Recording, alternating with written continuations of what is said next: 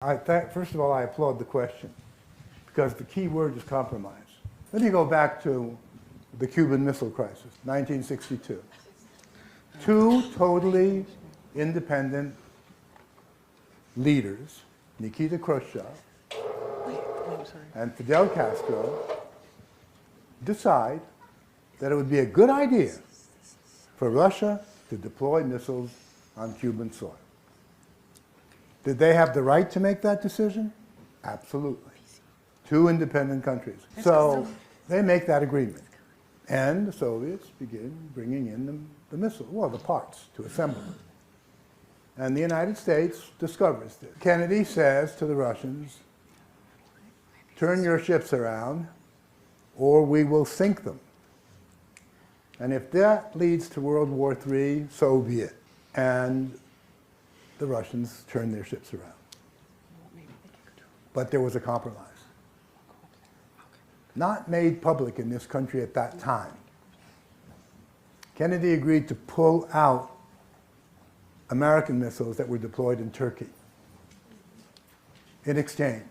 Because the Russians said, look, you have missiles in Turkey right on our border almost. You say our missiles are an existential threat, well, so are yours. Take them out and we will not deploy ours. That was a compromise. Now, Kennedy asked that this not be made public because it would kind of be seen as a loss of face and blah, blah, blah.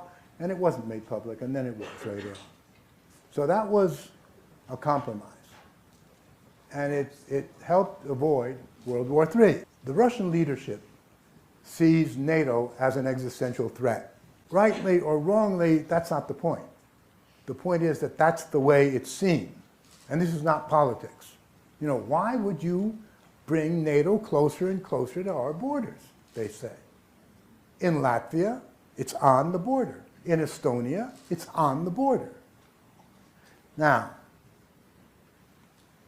Ukraine is moving westward. It's a complicated issue. The United States has played a certain role in this. That's not the point.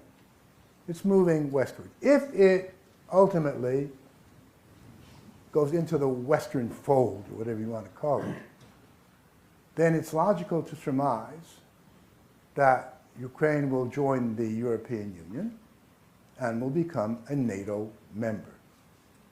Now, Ukraine has a border with Russia.